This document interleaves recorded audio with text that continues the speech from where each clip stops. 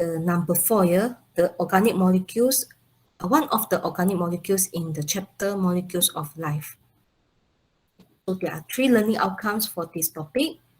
Describe the basic structure of the amino acid, okay, which is the monomer of the protein.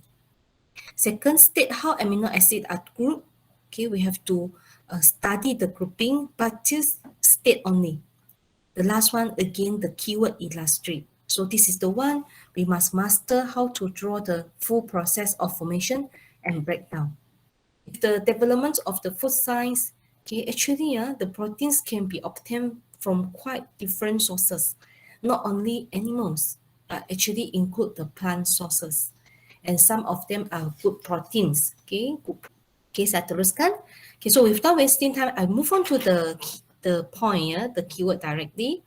Okay, proteins is polymer. Okay, same as the carbohydrate. Okay, kalau kita kata polymers, means that they are a macromolecule. Satu molekul yang kita kata besar size dia, that's why macro, that consists of repeating unit. Okay, dia punya bahan pembinaan building unit dia berulangan. So what is the monomer, okay, of protein is actually related with this amino acid. So setiap satu bulatan ini dia adalah mewakili monomer protein, nama dia amino acid. So kalau kita tengok banyak buku rujukan yang antarabangsa, okay, atau nota kita, selalunya gambar yang diwakili dengan bulatan-bulatan ni macam rantai manik ini, dia sebenarnya adalah schematic diagram of the protein atau nama dia polypeptide chains. Okay, so polypeptide adalah satu lagi nama teknikal yang mewakili protein. Okay, if we study the elements can be found in the protein molecules, since that they are organic molecule like we studied yesterday, so it must consist of these 3 elements. Okay, carbon, hydrogen, oxygen, but include the next is nitrogen. All protein consists of nitrogen. Some have phosphorus and sulfur. That's why phosphorus and sulfur is not a component. It's not a compulsory component can be found in proteins.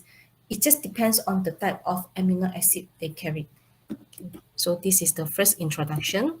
Okay, now we move on to the first learning outcome.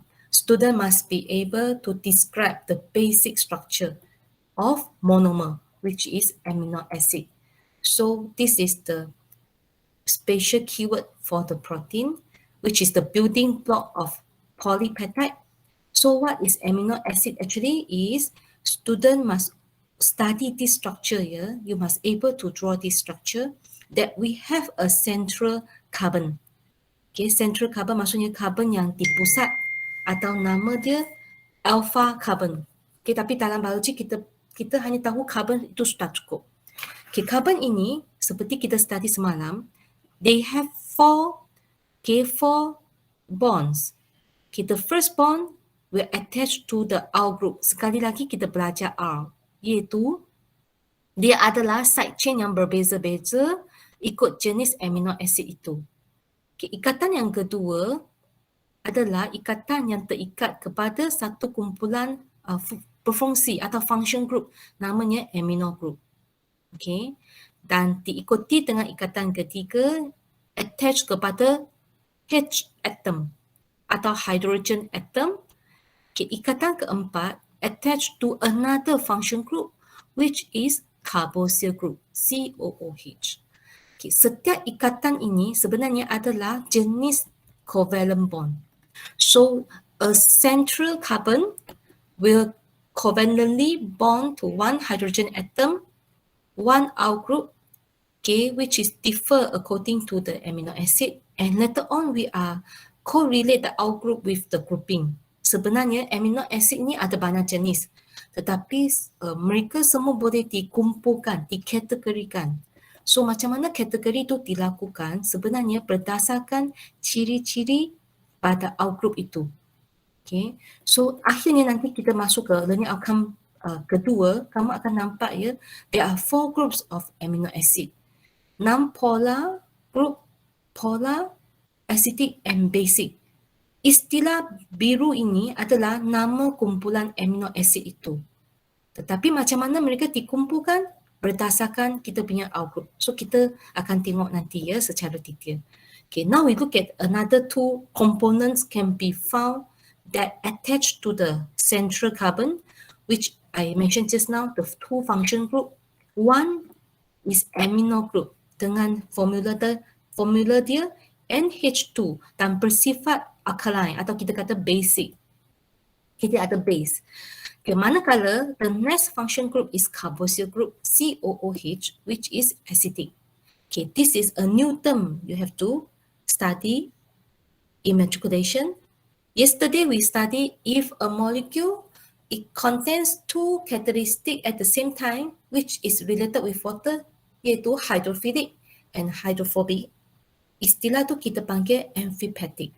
But today you are going to learn one more is if a molecule it contains it shows 2 characteristics at the same time, which means basic and acidic. That molecule is called as amphoteric. Okay, so molecule yang ada 2 ciri ini serentak nama dia amphoteric molecule. So amino acid is amphoteric molecule and this make them is a good pH buffer. Okay, buffer means dia adalah sesuatu bahan yang boleh ya minimizekan the changes of pH. Sebab mereka boleh membentuk satu status namanya sweeter ion. Okay, so apakah sweeter ion? Okay, kita amino acid is amphoteric molecule because they perform as a acidic molecule and basic molecule at the same time. So in biology, pH 7.2, this figure is very special to the living things, especially for animals. Yeah? pH 7.2 is the neutral pH in the body. Okay, neutral pH.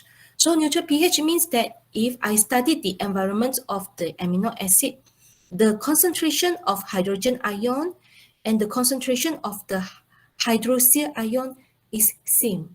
Okay, it's quite similar. Okay, not same, sorry, it's quite similar because the pH is 7.2, which is considered neutral to the body. Okay, so what happened is the hydrogen ion will be reacted with the amino group of the amino acid. Ini adalah kumpulan amino yang tadi saya kata dia adalah basic group. Okay, kumpulan berfungsi yang bersifat basic. So dia akan react dengan hydrogen ion yang kita kata acidic ion, dan manakala OH ion dalam konsep kimia dia adalah bersifat basic akan react dengan kita punya carboxyl group, kumpulan carboxyl yang membawa sifat acidic ini. So apa yang berlaku ialah the H from the carboxyl group will react with the hydroxyl to form the water, which is harmless to your body. Okay, satu molekul yang tiada kesan negatif to our body.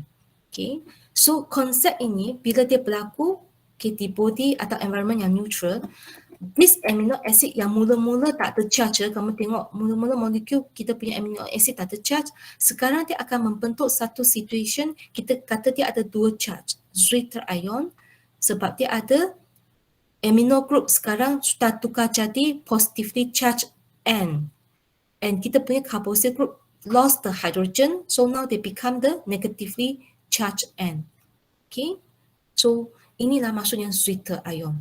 Okay, khas untuk amino acid yang di keadaan neutral.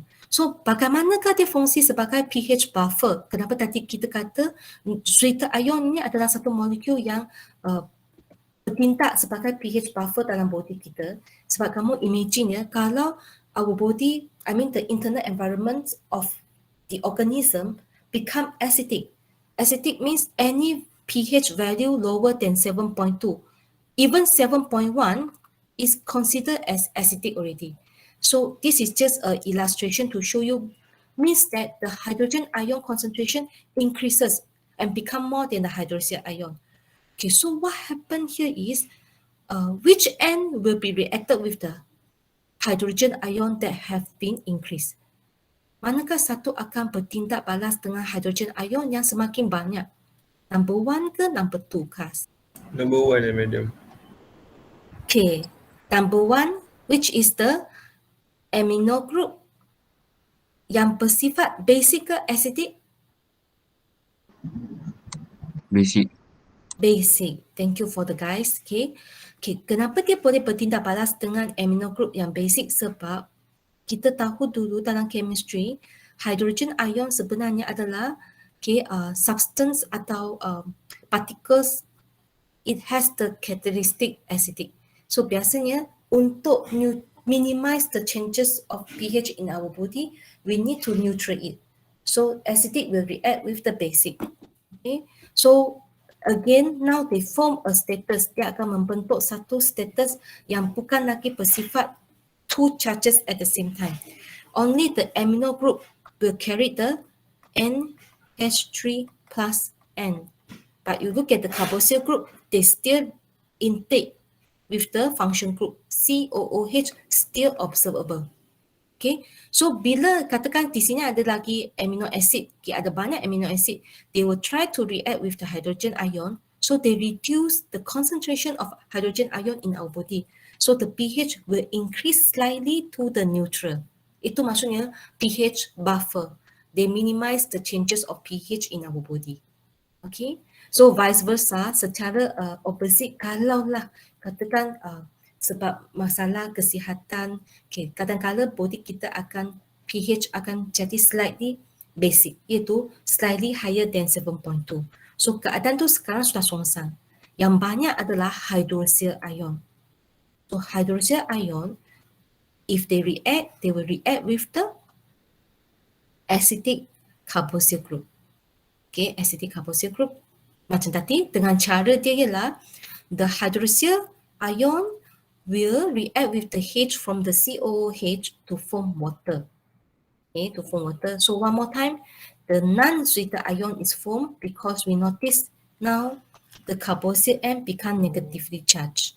Okay, and here still intake with the amino group. Okay, this is non-sweeter ion. So sekali lagi, kalau banyak amino acid di sekeliling ini, setiap satu berupaya react dengan hydroxyl ion untuk membentuk water. Untuk membentuk water. Dan seterusnya. Itu adalah sedikit konsep kenapa kita kata amino acid penting atau penting sebagai pH buffer in our body. This is how they react. One amino acid always have the central carbon. C di sini bukan maksudnya central, bukan maksud pusat tau. C di sini mewakili carbon. Carbon yang tengah ini ada 4 ikatan. Setiap ikatan memegang substance yang berbeza. Pertama sekali dia ada H atom. Dengan kata lain, setiap amino acid mesti ada H atom. Dan dia mesti ada basic amino group dan dia mesti ada acidic carboxyl group. Di mana C ini memegang double bond dengan O, lepas tu OH. Yang buat setiap amino acid berbeza antara satu sama lain adalah out group dia, side chain dia. Dengan itu, side chain adalah a key point yang membezakan mereka kepada kumpulan berbeza-beza. So, kalau out group kita adalah out group yang bersifat hydrophobic. Masih ingat tak apa maknanya hydrophobic? Phobia to water. Ya, atau kalau maksudnya cannot react with water. Cannot react with water sebab phobic tu dia datang daripada perkataan phobia. Phobia. Cannot react with water. Kalau out group dia bersifat cannot react with water, maka amino acid yang membawa out group sedemikian semuanya digrupkan sebagai non-polar amino acid, iaitu amino acid yang tidak bercharge. So sekali lagi, tak payah hafal ya kelas, tak payah hafal contoh-contoh non-polar amino acid. Tak payah hafal glycine, alanine, valine adalah non-polar, tak perlu. Yang penting ialah kalau diberikan dalam exam, yang you all kena identify manakah saya punya outgroup.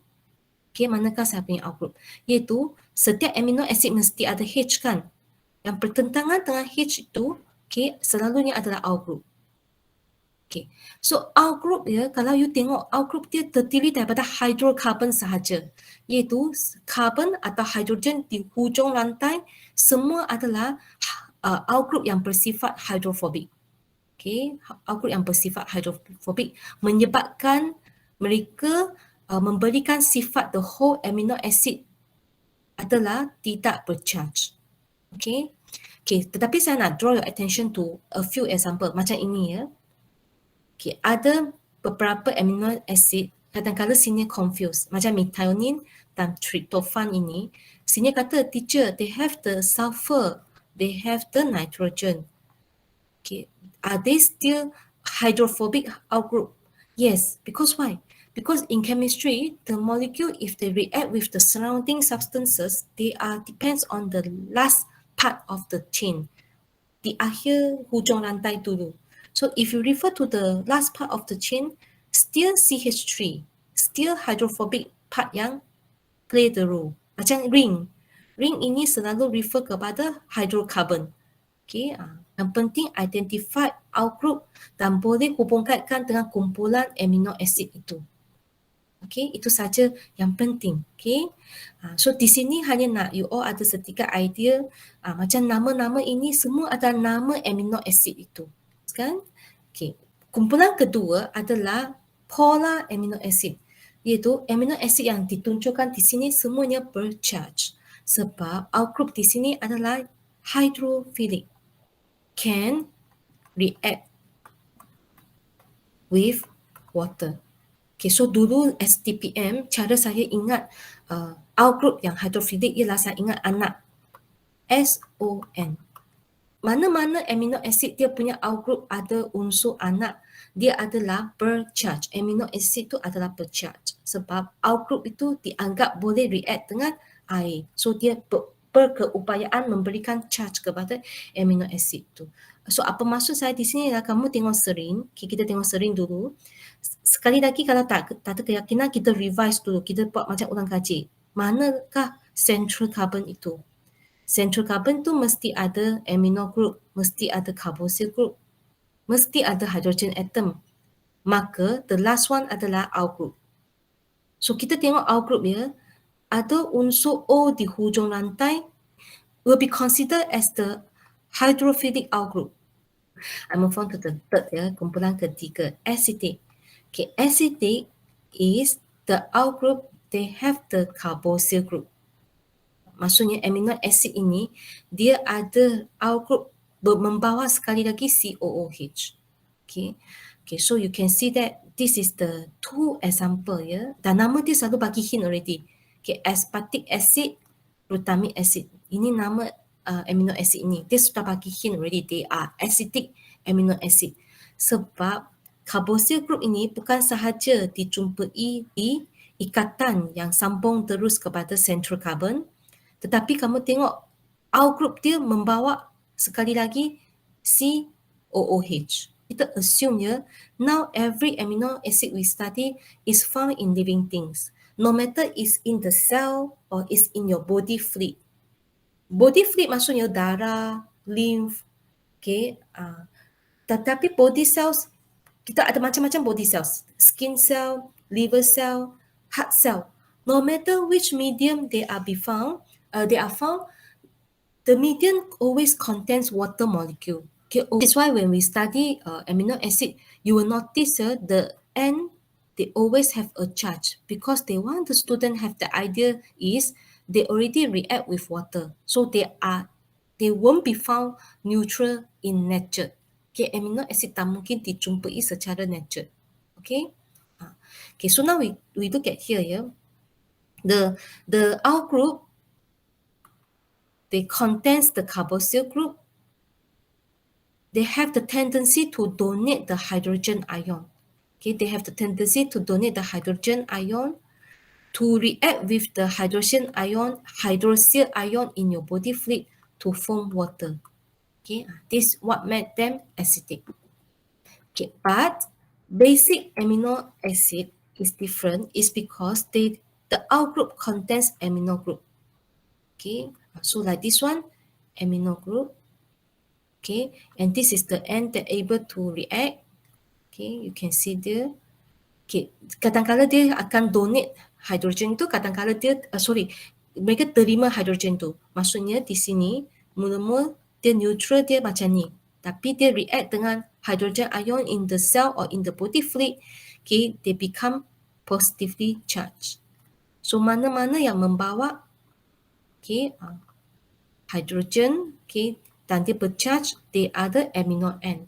So, generally we call it as amino group, but it have different status here. Okay, they have different status. But as again and again, we don't need to memorize the whole out group here. Just able to identify. If the amino acid show us the out group with positively charged, so they will give the basic characteristic to the amino acid. The amino acid are basic, like lysine, arginine, and histidine.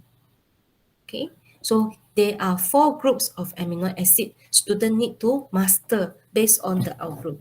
Okay, now we move on to the last learning outcome, okay, which is the formation and breakdown of the dipeptide.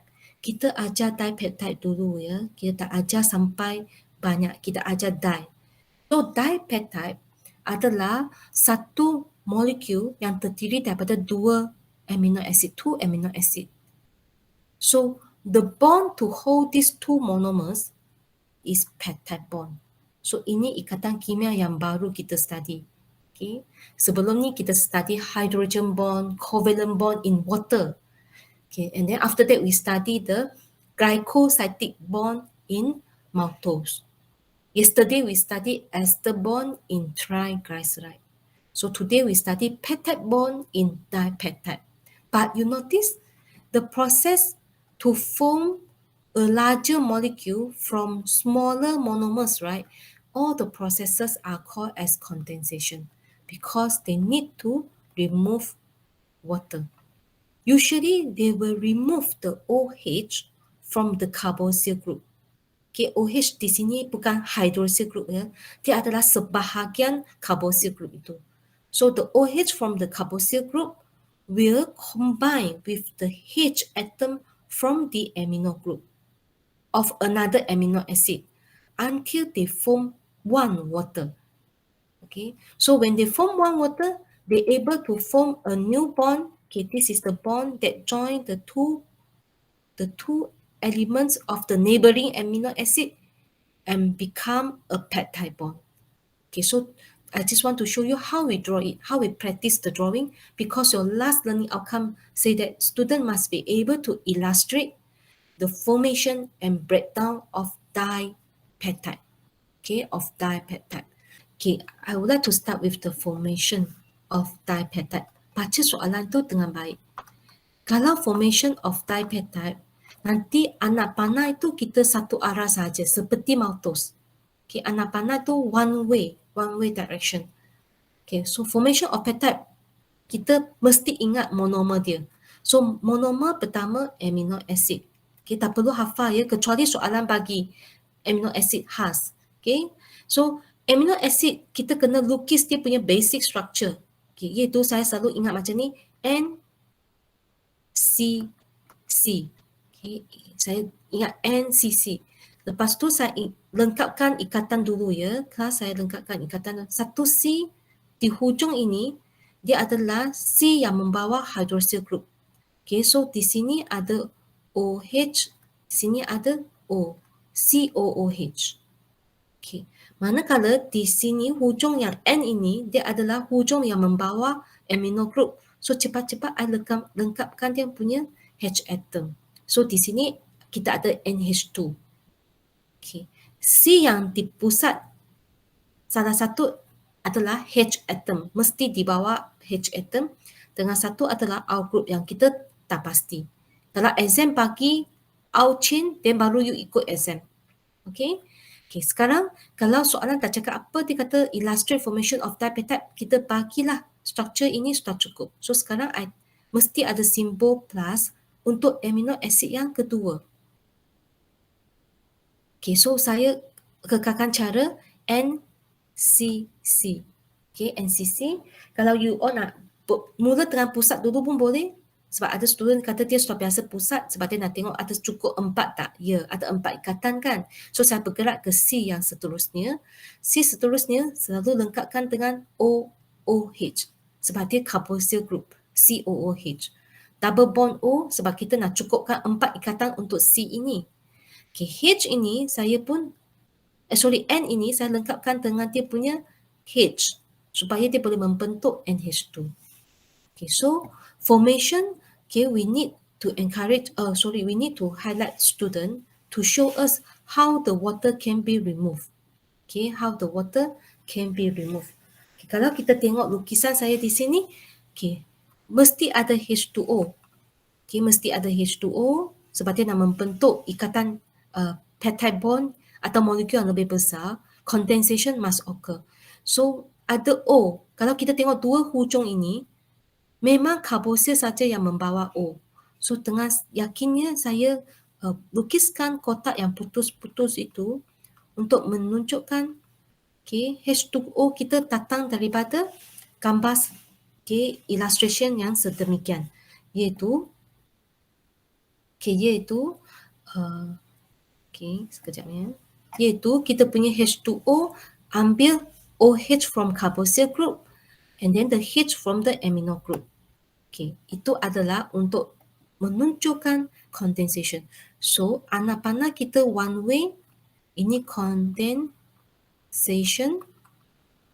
Okay, dan kita lukiskan hasil produk kita, nama dia dipeptide. Okay, so dipeptide saya akan lukis dengan okay, be careful. Kita mesti ada NCC, iaitu rangka amino acid masih sama, NCC, dan kita jangan lupa sebab ada 2 amino acid terlibat tau. That's why nama dia dipeptide kan. So saya ulang 2 kali NCC saya. Okay, NCC. Okay. Okay, C yang di tengah itu selalu adalah C pusat saya. So, saya lengkapkan dia punya elemen dulu. Okay. Supaya nanti saya tak keliru. Atau you nak buat step by step pun boleh. Maksud saya lah, saya mula dengan paling kiri dulu. Saya tengok N yang pertama ini. Dia tidak terlibat dalam apa-apa reaction sebelum tu. So, dia punya H2H tu masih ada. So, saya bergerak ke C ini. Saya lukiskan, lengkapkan komponen dia. Saya bergerak ke C seterusnya. Okay, C seterusnya, double bond O tu masih ada. Okay, double bond O tu masih ada. Okay, tetapi kamu tengok bila di sini OH dia sudah dikeluarkan. Jadi ikatan seterusnya akan join directly kepada N untuk amino acid yang seterusnya. Jadi jangan keliru, cepat-cepat kita ada satu ikatan pergi ke N. Okay. Tapi N sini kena be careful. Sebab N sini kamu tengok tadi H dia terlibat dalam condensation. Dan ikut diagram saya originally, saya ada satu H di atas kan. Tapi di sini bila kita pindah ke dipeptide, H tu kita kena tolak ke bawah. Sebab dia adalah berkaitan dengan balancing of the molecule. Okay. Tak boleh dua-dua, bahagian ini menghadap ke arah yang sama. So H untuk N tu biasanya kita menggalakkan student tu tolak dia ke bawah. Okay, so saya teruskan. Lepas ni, kita amino acid ini, dia punya pusat C tu masih sama. Okay, dan C terakhir tu, dia punya carboxyl group tu masih kekal. Okay, jadi kita dah balancekan kita punya equation, kita ada H2O. Okay, tulis di hujung. Kalau ruang diizinkan, kita H2O tulis di hujung ya, untuk balancekan the equation. Okay, so we never stop the drawing here because for the illustration, we need student to label the new bond. So untuk amino acid yang membentuk dipeptide, okay, ikatan dia boleh dilukis dengan kotak yang putus-putus juga. Okay, sama ada kamu suka lukiskan betul-betul ikut bentuk dia, tapi for me macam waste time ya. Tak salah kalau kita lukis satu segi 4 yang besar Yang penting merangkumi C double bond O dengan NH ini. Dan lukiskan satu anak panah sebab yang layak dipanggil bond adalah ikatan antara C dengan N ini. So ini adalah peptide bond. So this is the drawing of the formation. Okay, of the formation. Madam, Miss Yes. yang buat petak putus-putus tu tak payah label apa-apa tadi? Ada Pesan. Label apa tadi? peptide bond. Peptide bond. Okay. Okay, tetapi macam saya baru perasan, okay, nota selaras dia lukiskan kotak itu kemas tau, macam Tetris. Nampak tak? Macam puzzle. Ada zigzag ikut shape dia. Iaitu C double bond O dengan NH ni dia tak boleh sama arah. Kalau ikut nota selaras, C double bond O tu menghadap ke bawah, NH menghadap ke atas. Okay, dia lukiskan kita punya kotak untuk ikatan baru itu dia macam Tetris, kita main Tetris game itu. Nampak? Tetapi kami terima juga kalau student dia labelkan dia besar ya, besar maksudnya macam ni, yang tadi saya tunjuk punya. Iaitu segi empat sama saja. Segi empat. Nampak tak maksud saya? Iaitu C double bond O, kalau you lukis macam ni, kamu boleh lukiskan segi empat. Tidak semestinya macam ni. Itu maksud saya test. Kalau breakdown, baca soalan dengan be careful ya. Kalau soalan kata breakdown of dipeptide, konsep dia seperti maltose. Okay, kalau breakdown, kita punya anak panah di sini satu arah sahaja. Okay, satu arah, nanti kita label anak panah itu. Okay, so breakdown of dipeptide di sebelah kiri iaitu permulaan reaction, kita mesti mula dengan dipeptide. Jadi saya akan ikut cara saya atau you all boleh develop your own punya sistem. Hanya saya sudah biasa dengan NCC. So cepat-cepat lengkapkan NCC saya. Okay, C yang sebelah N ini adalah C yang pusat, central carbon. So cepat-cepat I tuliskan dia punya komponen yang secara general punya. Okay, lepas tu N untuk yang sebelah kiri saya, dia masih memegang dia punya amino group 2H. So NH2. So C yang di sebelah kanan saya, sebenarnya dia masih carboxyl group yang tidak terlibat dalam reaction. So COOH masih nampak. Okay, masih nampak. Okay, sekarang kita jangan lupa ya yang tengah ini. Okay, yang tengah ini. Sebelum reaction tu, okay, C ini sebenarnya adalah carboxyl group of the first amino acid. Okay, jadi carboxyl group dia ada COOH kan.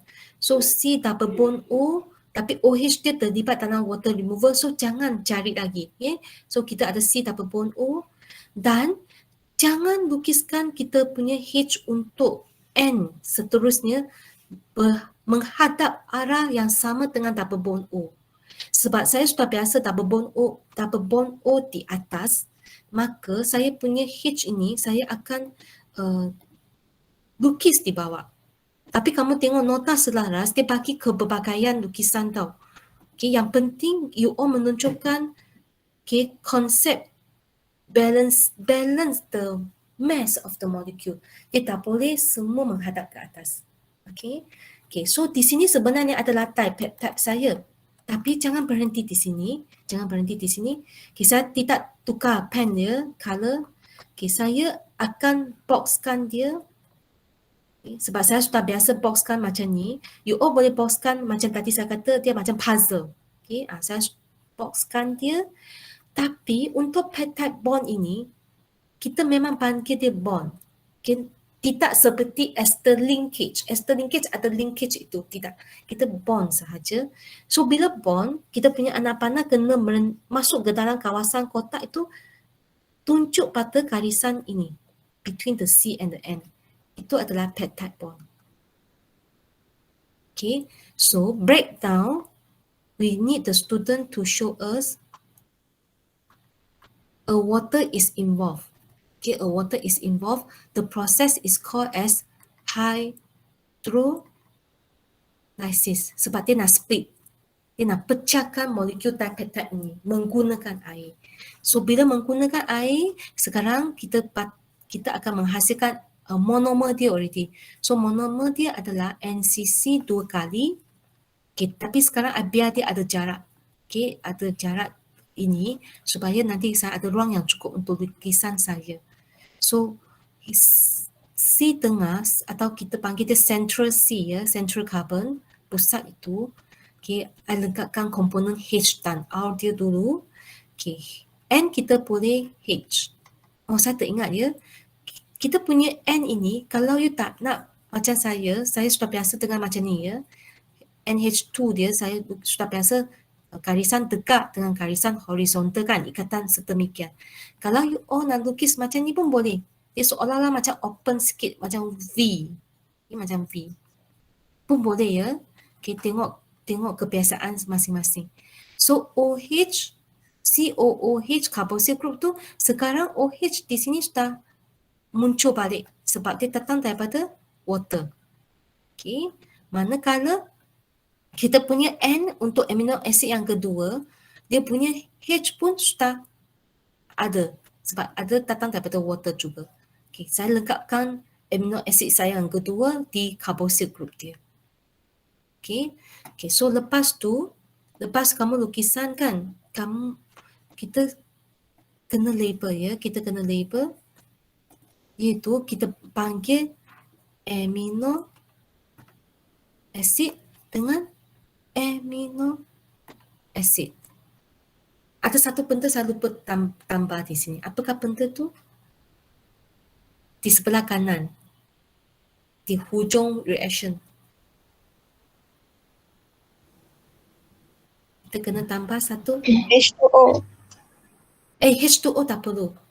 Sebab kita kena tambah satu simbol plus. Okay. H2O kalau untuk breakdown, H2O di sebelah kiri anak panah. Sebab kenapa H2O akan digunakan untuk breakdown the peptide bond. Do you understand? Dia berbeza dengan formation tau. Sebab formation, H2O kena diselepas anak panah sebab dia nak student faham H2O akan dihasilkan daripada proses ini. Condensation ini. Jadi H2O adalah produk yang dibentuk, jadi dia ditulis sebelah kanan reaction atau kita kata selepas anak panah. Tetapi breakdown lain. Okay, breakdown H2O diguna, maka dia kena ditulis di sebelum anak panah. Sebelum reaction. Okay, so ini jangan lupa ya H. Simbol plus. Okay tak? Okay. Tetapi pernah ya, kita kalau tengok hasil, kita pernah ada soalan macam ni. Dia seperti Malthus juga ya, pernah ada tapi sudah lama tak keluar ya. N. Kalau dia minta draw formation N. Kalau N selalu lukiskan amino acid di sebelah kiri. Iaitu kita mula diagram kita dengan monomer. Okay, monomer. Tetapi yang buat perbezaan sedikit pada drawing kita ialah anak panah ini. Dia two ways arrow. Dan anak panah punya kepala itu kita panggil dia partial headed. Dia bukan full headed. Ini full headed. Tapi sekarang kita kena partial headed. Dia two ways arrow. So, yang menghadap kepada molekul yang lebih besar iaitu dipeptide selalunya proses condensation. Sebab dia remove water. Okay. Anak panah yang menghadap ke arah yang monomer, okay, yang smaller size dia adalah hydrolysis. Sebab dia proses breakdown dan kita dapat molekul yang lebih kecil. For today, only I would like to end the slot like usual, just mention you the function of protein briefly. Briefly means that you don't need to memorize for final exam. Don't need to master it first. Kenapa saya cakap macam ni? Sebab setiap contoh di sini kan, later on you will study through chapter by chapter. Maksud saya lah macam contoh ya. Enzymatic proteins. Dalam badan kita atau living things ya, protein can be divided according to their function. dia boleh dikumpulkan ikut fungsi dia. Ada protein dia berfungsi sebagai enzim. So kita ada satu chapter berkaitan dengan enzim. Okay. Ada protein dia berfungsi sebagai storage. Iaitu dia akan berfungsi sebagai bilik store, okay, untuk mempekalkan organik-organik molekul yang penting kepada living things itu. Tetapi kita tak study ya untuk pre level about the example of the storage protein. So ini kita tak ada. Okay. Ini penting. Ada protein tertentu berfungsi sebagai hormon. Okay, iaitu atau dengan kata lain, badan kita atau hormon-hormon tertentu sebenarnya adalah proteins, iaitu terdiri daripada amino acid. So ini semester 2 kita study. Contoh insulin. Okay, ini ada protein, sekarang topik yang kita selalu sudah tahu sedikit banyak tentang protein. Namanya antibodies. Dia berkaitan dengan immunity system anda. That's why kita kata pertahanan, defensive proteins. Ini pun SAM2. Okay, SAM2. Okay, ini kalau tak silap saya SAM 2 ya, ini SAM2. Okay, transport protein. Transport protein ni SAM pertama. Kita akan study nanti dalam chapter 2. Ada protein tertentu dia mengangkutkan substance keluar atau masuk ke dalam sel. Miss, yang carrier protein dengan pore protein Apa tu? Ya, betul. Oh, Betul. Okay, sudah go through ni chapter. tak, SPM punya topik. Ya, sebenarnya good. Yes, it's the carrier. Oh, SPM sekarang sudah ada perkataan pore protein already, right? Yeah, our batch, our last batch KBSM. Yes. Exactly, correctly. What I mean here, transporting is the carrier and the pore protein here in our syllabus. But you notice, there are certain pigments in our body. Contohnya hemoglobin kan, dia pun sejenis protein. Hemoglobin, do you have idea where can we find the hemoglobin? Sebab dia sangat biasa untuk topik sekarang COVID datang kan. Asyik mention tentang hemoglobin juga. Dalam blood cell kan, Miss. Ya, dia adalah pigment dalam Pigment, kita red punya. pigment. The red pigment. The red pigment found in our red blood cell. Exactly.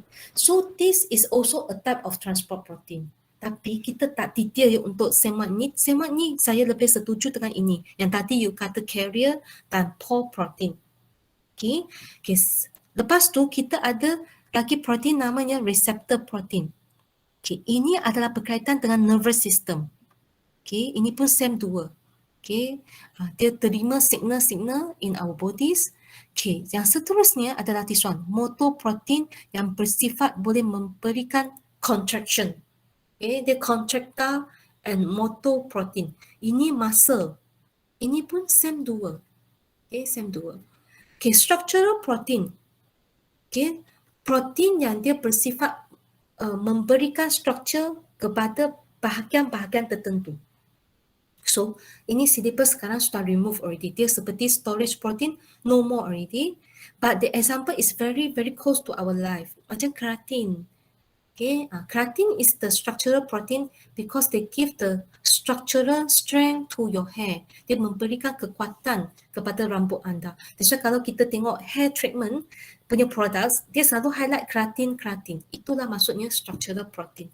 Tapi selain tu ada contoh yang biasa kita tengok iklan ke, okay, atau apa-apa majalah yang berkaitan dengan physical beauty macam collagen, elastin and so on.